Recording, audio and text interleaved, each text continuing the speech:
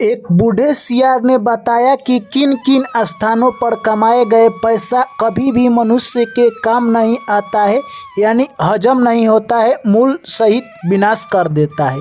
दोस्तों, अक्सर देखा गया है ज़िंदगी में कि अगर आपके पास पैसे नहीं हैं तो अपने भी लोग आपको पूछेंगे नहीं, जैसे कि वो आपको जानते ही नहीं है। यानी इंसान की ज़िंदगी में पैसा का बहुत ही महत्वपूर्ण है, क्योंकि आज के दिन में भागती दौड़ती ज़िंदगी में पैसा एक अहम हिस्सा बनता चला जा रहा है। दोस्तों, आपको बता दें, परंतु कौन सा ऐसा पैसा है जो कि मनुष्य को ही मूल सहित विनाश कर देता है, आज की कहानी में दोस्तों हम लोग जानने वाले हैं। इसलिए दोस्तों कहानी को पूरा अंत तक सुनना। चलिए दोस्तों, कहानी को शुरू करें उससे पहले आप लोग चैनल को सब्सक्राइब और वीडियो को लाइक कर दीजिए। एक बार की बात है, एक जंगल में एक सियारिन और सियार के जोड़ा रहा करते थे। दोस्तों, वो अपनी ज़िंदगी में काफ़ी खुश थे। उस जंगल में बहुत सारे सियार और सियारिन आने लगे। इस तरह से कहे तो अब उनको खाना खाने में काफ़ी दिक्कत होती थी। तभी सियारिन एक दिन सियार से कहती है कि हे पियाजी, हम लोगों को इस जंगल को छोड़ देना चाहिए, क्योंकि यहाँ पर बहुत सारे सियार आ गए हैं और हम लोगों को भरपेट खाना नहीं मिल रहा है। इस तरह से दोस्तों यानी कहे तो सियार और सियारिन काफ़ी दुखी होते हैं। तभी सियार कहता है कि ठीक है, तुम सही कह रही हो, हम लोगों को दूसरे जंगल में चलना चाहिए, जहाँ जाकर हम लोग अच्छी तरह से भोजन कर पाएंगे। इस तरह से दोनों दूसरे जंगल के लिए अगले दिन रवाना हो जाते हैं और दोनों साथ ही जा रहे थे। तभी काफ़ी दूर जाने के बाद एक प्यारा सा जंगल आता है। उस जंगल में बहुत सारे फल बिखरे हुए थे। यह सब देखकर सियारिन कहती है कि हे पियाजी, हम लोगों को सारा फल इकट्ठा कर लेना चाहिए। इस फल से अब हम लोग यानी अपनी ज़िंदगी के कुछ दिन आराम से व्यतीत करेंगे। तभी सियार कहता है कि नहीं प्रिय, इन सारे फलों पर और सारे सियार का हक है, क्योंकि इन सारे फलों को हम लोग नहीं इकट्ठा करेंगे, क्योंकि तुमने वो कहानी सुनी है कि नहीं, पंडित और उसकी चेला की, जिससे कि उन्होंने लालच किया और लालच के साथ ही उनका मूल विनाश हो गया। तभी वो सियारिन कहती है कि नहीं पियाजी, मैंने वो कहानी नहीं सुनी है। तभी सियार कहता है कि तुम्हें मैं वो कहानी सुनाता हूँ, चलो तुम कहानी को पूरा ध्यान से सुनना, तब तुम्हें समझ आ जाएगा कि किसी भी संपत्ति पर अपना पूरा अधिकार नहीं जमाना चाहिए, क्योंकि इस पर और सारे सियार का भी अधिकार हो सकता है। यह बात सुनकर सियारिन कहती है कि हे पियाजी, आप कहानी को शुरू कीजिए। तभी वो सियार कहता है कि ठीक है, तुम कहानी को सुनो। उसके बाद सियार कहता है कि एक जंगल में एक पंडित और उसके चेला रहा करते थे। दोनों ने कहे तो एक जगह जाकर गुरु से बहुत अच्छी विद्या सीखी थी। यानी पंडित महाराज काफ़ी तेज थे और उन्होंने ऐसा विद्या सीख रखा था जिससे कि वो साल में एक ऐसा नक्षत्र बनता है जिसमें वो मंत्र की जाप करेंगे तो आसमान से पैसों की बारिश होने लगती है। यह बात जब पंडित महाराज पूर्ण रूप से सीख लिए तो उनको अपने आप पर घमंड होने लगा। पंडित महाराज सोचते हैं कि अब हम लोगों की ज़िंदगी आसान से बीतेगी। जब भी यानी वो नक्षत्र बनता तब भी पंडित महाराज मंत्र की जप करने लगते और पैसों की बारिश हो जाती और उस सारे पैसे को उठाकर वहाँ पर रख देते और उसी से अपना ज़िंदगी यापन करते। यह बात यानी कहे तो पंडित महाराज के जो चेला था उसको भी पता था। यानी दोनों एक बार कहे तो भ्रमण के लिए जंगल में निकल पड़ते हैं। दोस्तों, जैसे ही दोनों आगे जाते हैं, कुछ चोरों ने उन्हें घेर लिया। उन चोरों की एक अपनी नियम थी कि जो भी उस रास्ते से अगर दो व्यक्ति जाता था तो एक को पकड़ लेते थे और एक को छोड़ देते थे। कहते थे कि जाओ तुम घर पर, तुम्हारे पास जो भी स्वर्ण की सिक्के हैं लेकर आओ, वरना इसकी जान मार दी जाएगी। इस तरह से जो भी व्यक्ति वहाँ पर पकड़ा गया था वो उस व्यक्ति को बोलता था कि जाओ तुम इकट्ठा कर कर जरूर लेकर आना। इस तरह से दोस्तों वो चोर यानी चोरी किया करते थे। उतने ही देर में यह पंडित महाराज और उनके चेला वहां पर पहुंच जाते हैं। तभी वो चोर उस महात्मा और चेला को पकड़ लेते हैं और कहते हैं कि तुम्हारे पास जो भी धन दौलत पैसा कौड़ी है वो सब सारा निकाल कर यहाँ पर रख दो, वरना अपनी जान से हाथ धो डालोगे। तभी पंडित महाराज कहते हैं कि हमारे पास कुछ नहीं है, क्योंकि हम लोग महात्मा है और हम लोग मांग कर खाते हैं, जो भी पूजा पाठ में मिलता है उसी से हम लोगों का अपना जीवन याचिका चलता है। इस तरह से वो चोर कहते हैं कि तुम लोग ऐसे नहीं मानोगे, अगर तुम लोग मुझे 100 स्वर्ण की मुद्राएं लाकर इसी वक्त नहीं दिए तो मैं तुम्हारा जान मार दूंगा। इस तरह से दोस्तों वो महात्मा डर जाते हैं और कहते हैं कि ठीक है, तुम्हें स्वर्ण की अगर सिक्के चाहिए तो मैं अपने चेला को घर पर भेज रहा हूँ, ये लेकर जरूर आएगा। इस तरह से पंडित महाराज का चेला स्वर्ण की सिक्के लेने के लिए घर पर आने वाला था। तभी पंडित महाराज से कहता है कि हे महाराज, आप अपने विद्या का उपयोग कर इन चोरों को पैसा देने का प्रयास मत कीजिएगा। आपको थोड़ा सा कष्ट हो सकती है, परंतु आप मेरे आने का ज़रूर इंतज़ार कीजिएगा, क्योंकि कहा गया है कि जब भी कोई इंसान के पास अगर विद्या आती है, अगर उस विद्या का उपयोग यानी कहे तो अपने निजी स्वार्थ के लिए करता है तो उसके लिए ही घातक सिद्ध होती है। जिस प्रकार से अगर आपके पास बल है परंतु आप सिर्फ निजी स्वार्थ के लिए करते हैं तो आपको एक दिन हानि पहुंचा सकती है।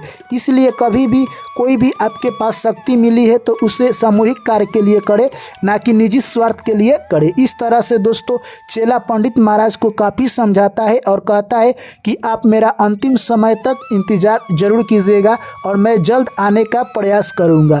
दोस्तों जंगल काफ़ी दूर था और वहां से वो चेला चल देता है घर को पैसा लाने के लिए। इतने में वो चोर पंडित महाराज को थोड़ा सा कष्ट देने लगते हैं और कहते हैं कि लगता है कि इनका चेला नहीं आएगा, पंडित महाराज हमें बुर्बक बना रहे हैं। इस तरह से पंडित महाराज के मन में ख्याल आता है कि आज वो नक्षत्र आने वाला है, क्यों ना मैं कुछ पैसे की बारिश कर दूं जिससे कि चोर मुझे छोड़ दे और यहाँ से मैं आज़ाद हो जाऊँ। दोस्तों तभी पंडित महाराज बुलाते हैं चोरों को और कहते हैं कि तुम लोगों ने मुझे क्यों पकड़ा है। तभी चोर कहते हैं कि मुझे कुछ स्वर्ण की सिक्के चाहिए। इतने में पंडित महाराज कहते हैं कि अगर मैं तुम लोगों को बहुत सारा पैसा दूँ तो क्या तुम मुझे अभी छोड़ सकते हो। तभी चोर बोलते हैं कि क्यों नहीं, आप मुझे पैसा दे दीजिए और हम लोग आपको इसी वक्त छोड़ देंगे। इस तरह से पंडित महाराज कहते हैं कि तुम लोग मेरे लिए स्नान करने की व्यवस्था कराओ और घी लाओ और दीपक जलाओ और कुछ चंदन की लकड़ी लाओ। इस प्रकार सारे चोर इन सारे कामों को करने में इकट्ठा हो जाते हैं और कुछ देर में इन सारे कामों को कर देते हैं। पंडित महाराज स्नान करते हैं और पूजा पर बैठ जाते हैं और हवन करने लगते हैं और उस मंत्र का जप करते ही दोस्तों आसपास में पैसों की बारिश होने लगती है। देखते ही देखते जब तक पंडित महाराज जप कर रहे थे और जब तक वो मुहूर्त चल रहा था, पैसों की ढेर लग जाती है। इस तरह से वो मुहूर्त समाप्त होता है और पैसे की बारिश होनी बंद हो जाती है।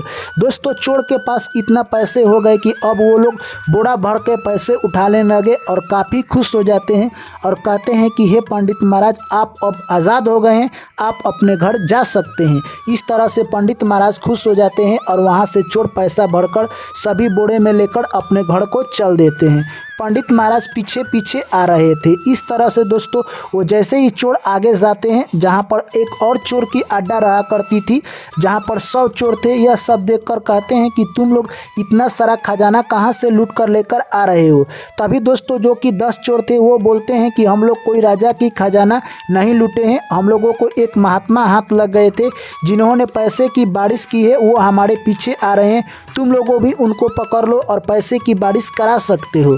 इस तरह से दोस्तों वहाँ से कहकर वो चोर आगे निकल जाते हैं और जैसे ही महात्मा उन चोरों के पास जाते हैं 100 चोर पकड़ लेते हैं और कहते हैं कि आपने जिस तरह से 10 चोरों को पैसे की बारिश की है, हम लोगों के पास पैसे की बारिश कर दीजिए और आज के बाद हम लोग कभी भी ज़िंदगी में चोरी नहीं करेंगे। इस तरह से वो महात्मा कहते हैं कि साल में वो एक ही बार मुहूर्त बनता है जो कि निकल गया है। तभी दोस्तों चोर गुस्से में आ जाते हैं और कहते हैं कि ये पंडित सरासर झूठ बोल रहा है, अभी कुछ समय पहले पैसों की बारिश किया है, ये झूठ बोल रहा है, और तलवार निकालकर उस पंडित का सर धड़ से अलग कर देते हैं। उसके बाद चोर कहते हैं कि उन चोरों को पकड़ो जो कि पैसे लेकर जा रहे थे और उन लोगों को काफ़ी तेज़ी से पीछा करने लगते हैं और कुछ दूर जंगल में जाने पर वो 10 चोर पकड़ा जाते हैं। और कहे तो दोस्तों अब चोरों के बीच घमासान लड़ाई होती है और उसमें तलवारबाजी होनी शुरू हो जाती है। इस तरह से कई चोर मारे जाते हैं, अंततः कहे तो दोस्तों 2 ही चोर बचते हैं। इस तरह से वो देखते हैं कि सारे चोर मारे गए हैं, अब दोनों सारे पैसे उठाते हैं और वहाँ से लेकर आगे बढ़ चलते हैं।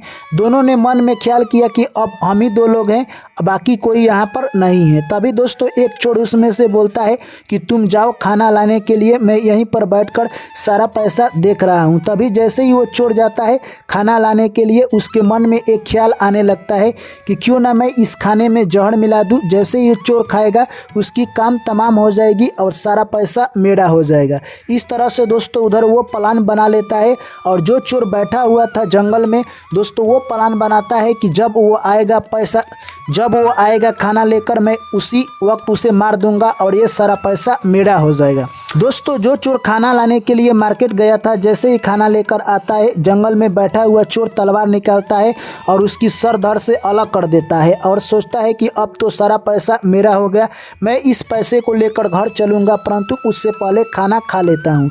जैसे ही खाना खाता है, उस खाना में जहरीली पदार्थ मिलाई हुई थी और कुछ समय में उसकी मृत्यु हो जाती है। तो इस तरह से दोस्तों यानी कहे तो बेईमानी की कमाई हुई धन यानी उन सारे को मूल सहित विनाश कर दिया। उसके बाद दोस्तों कुछ समय व्यतीत होते ही उधर से चेला आता है और उस जंगल में देखता है कि यहाँ पर तो कोई नहीं है। तभी उसे समझ आ जाता है कि पंडित महाराज ने पैसों की बारिश कर दी है। जैसे ही आगे बढ़ता है तब देखता है कि पंडित महाराज की यहीं पर सिर है। तभी वो समझ जाता है कि आखिर जो मैंने सोचा था वही हुआ। अपने पंडित महाराज के सिर उठाकर रखता है और अंतिम संस्कार कर कर वहाँ से आगे बढ़ता है। जैसे ही आगे बढ़ता है तो देखता है कि यहाँ पर सब चोरों की बॉडी कटकर इधर से उधर फेंकी हुई है। यानी वो समझ जाता है कि चोरों ने पैसे के कारण यहाँ पर लड़ाई की है। और आगे जैसे ही बढ़ता है तो देखता है कि पैसे की थैली रखी हुई है और वहाँ पर दो चोर, एक जिसका सर कटा हुआ है और दूसरा कुछ खाकर उसकी मृत्यु हुई है, दोनों वहीं पर पड़े हैं। तभी वो समझ जाता है यानी पंडित जी के चेला कि ये पैसा ने सभी का मूल सहित विनाश कर दिया और उस पैसों को भी हाथ नहीं लगाता है और वापस काशी नगरी लौट जाता है। तो दोस्तों उसके बाद सियार कहता है कि हे सियारिन, तुमने देख लिया, यानी पंडित महाराज ने अपने स्वार्थ के लिए उस मंत्र का उपयोग किया और वो मंत्र पंडित सहित उस सारे चोरों का मूल का विनाश बना और अपने ही पैसे के कारण वो लोग सारे लोग मारे गए। यानी कभी भी गलत तरीका से कमाया गया धन मनुष्य को नाश की तरफ ले जाता है।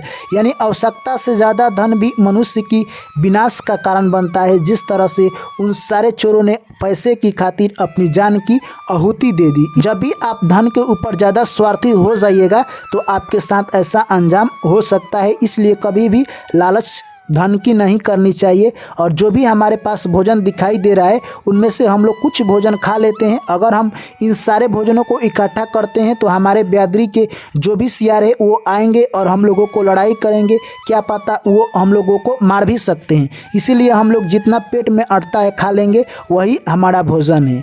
दोस्तों यह कहानी सियारिन जैसे ही सुनती है कहती है कि हे पिया जी, आपने ऐसा कहानी हमें पहले क्यों नहीं सुनाया था।